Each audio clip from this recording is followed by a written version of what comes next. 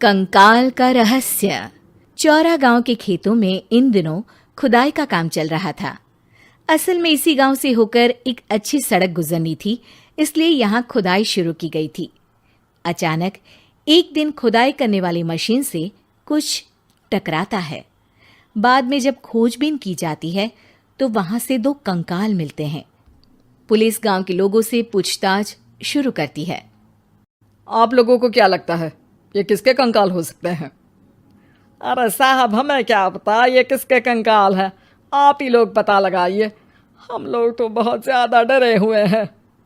हाँ, हमारी forensic team अभी आ रही है। ये बताओ कि इस गांव के रहने वाला कोई जोड़ा गायब तो नहीं ना? क्योंकि शुरुआती जांच में तो ये बात सामने आ रही है कि एक कंकाल किसी पुरुष का है तो एक किसी महिला का। साहब, हमें तो बहुत डर लग रहा है।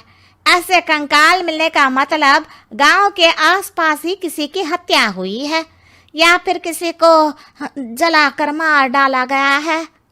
हाँ साहब, हम अपने परिवार को लेकर बहुत ही ज़्यादा परेशान हैं। देखिए, आप लोगों की परेशानी हम समझ सकते हैं, लेकिन आप लोगों को पुलिस का सहयोग करना होगा, क्योंकि आपके सहयोग के बगैर हम ये पता नहीं लगा सकते हैं कि आखिर ये किसके कंकाल है और इनकी हत्या किसने की। ठीक है साहब, गांव के लोग आपका पूरा सहयोग करेंगे। हाँ साहब, पूरा सहयोग करेंगे। तो फिर ठीक है, हम अपनी जांच शुरू कर देते हैं। कुछ दिन बाद जांच रिपोर्ट आ जाती है। पता चलता है कि ये कंकाल करीब 20 साल पुराने हैं, यानी 20 साल पहले किसी जोड़े की हत्या कर शव को यहाँ पर दबा दिया गया था। इंस्पेक्टर राघव, ये बताओ कि 20 साल पहले की मर्डर मिस्ट्री क्या अब सुलझ सकती है? हाँ सर, क्यों नहीं। लेकिन अब सबूत और गवाह काफी मिट गए होंगे। मुश्किल तो होगी, लेकिन शायद किसी परिवार को इंसाफ मिल सके। इंस्पेक्टर राघव, आप बिल्कुल सही कह रहे हैं। किसी परिवार को तो इंसाफ मिलेगा ही और किसी को उसके किए की सजा भी मिलेगी। जी सर, मैंने तो जांच शुरू भी कर दी है। 20 साल पहले इस गांव के 2 जोड़े अचानक कहीं गायब हो गए थे। मैंने दोनों ही परिवारों के बाकी के सदस्यों से बातचीत शुरू की तो उन्होंने बताया कि उनके बच्चे शहर गए थे, लेकिन आज तक वापस नहीं लौटे हैं। लेकिन ये दोनों शव किस परिवार के सदस्यों के हैं, ये कैसे पता चल सकेगा? सर, मैंने डीएनए टेस्ट करवा लिया है। आज शाम तक इसकी रिपोर्ट भी आ जाएगी। अच्छा, ठीक है।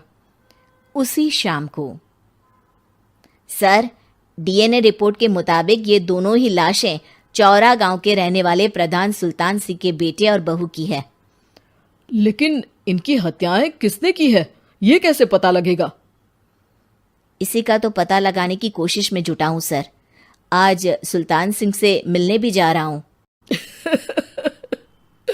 मेरा बेटा और बहू तो मेरे लिए सिर्फ यादों में ही रह गए थे। हमें उनकी लाशें तक नहीं मिल सकी थी। आज 20 साल बाद उनके कंकाल मिले हैं। मैं अब किसके लिए जीऊं?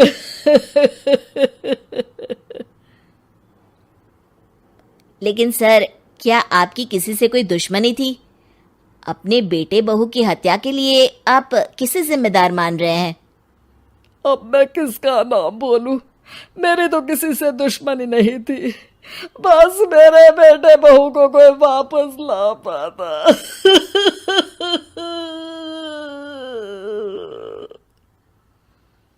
इसके बाद सुल्तान सिंह फूट फूट कर रोना शुरू कर देते हैं। सर, अब आप इनका अंतिम संस्कार करवा सकते हैं। कम से कम इनका शरीर ना सही, इनका कंकाल तो आपको मिला है। लेकिन हाँ, अगर आपको कुछ भी याद आए तो ज़रूर बताइएगा। मेरी तो बेटा अब उम्र हो गई है, लेकिन मेरे बेटे और बहू के हत्यारों का ज़रूर पता लगाइएगा, क्योंकि जब तक हत्यारे पकड़े नहीं जाएंगे मेरा मन नहीं मानेगा। सर, हमारी पूरी कोशिश रहेगी हत्यारे को पकड़ने की। लेकिन एक बात बताइए, उस वक्त आपको किस पर शक गया था? उस वक्त मेरे एक ड्राइवर को पकड़ा गया था, लेकिन सबूतों के अभाव में उसे छोड़ दिया गया था। अच्छा, और ड्राइवर पर कैसे शक हुआ था? क्योंकि उस दिन ड्राइवर छुट्टी पर था। उस समय लेकिन लाश क्यों नहीं मिल सकी थी? उस वक्त पुलिस ने बहुत कोशिश की थी, लेकिन दोनों की डेड बॉडी नहीं मिल सकी थी। ठीक है, हमारी तफ्तीश चल रही है, मैं फिर आऊंगा। इसके बाद इंस्पेक्टर वहां से चला जाता है और सुल्तान सिंह अपने बेटे और बहू की याद में खो जाते हैं। कुछ दिन बाद सुल्तान सर, एक बात बताइए, जब आपके बेटे बहू की हत्या हुई थी, उसी के आसपास आपके ही गांव का रहने वाला एक और जोड़ा उसी वक्त गायब हो गया था ना? हाँ सर, अलका और अभिषेक, वो भी मेरे बच्चों जैसे ही थे। तो फिर वो कहाँ है? उनका भी आज तक पता नहीं चल सका, लेकिन बताते हैं कि कुछ साल पहले अभिषेक को गांव के ही किसी आदमी ने मुंबई में देखा था, लेकिन फिर वो गायब हो गया। यानी अभिषेक और अलका की हत्या नहीं हुई थी, बल्कि उन्होंने किसी वजह से खुद ही गांव छोड़ दिया था।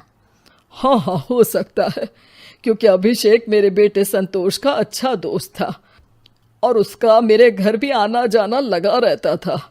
हो सकता है कि उसने मेरे बेटे और बहू के बारे में सुन लिया हो और ये गांव छोड़ दिया हो सकता है। उनके परिवार का कोई अब नहीं रहता क्या इस गांव में? अब तो कोई नहीं रहता। एक चाचा थे, लेकिन उन्होंने भी अपना पुश्तैनी मकान बेच दिया है। वो भी अब कहीं शहर में ही बस गए हैं। ओह, अभिषेक और अलका के बारे में भी पता लगाना होगा। हो सकता है कि वही इस हत्या के बारे में कुछ बता सके। हो तो सकता है, लेकिन वो बेचारे तो खुद ही वक्त के मारे थे, वो क्या बताएंगे। फिर भी सर, जब केस दोबारा खुला है तो जांच तो करनी ही पड़ेगी, और इस बार तो लाशें भी बरामद हुई है। कुछ दिन तक लगातार तफ्तीश चलती रही। एक दिन थाने से सुल्तान सिंह को फोन आता है। हाँ, कौन बोल रहा है?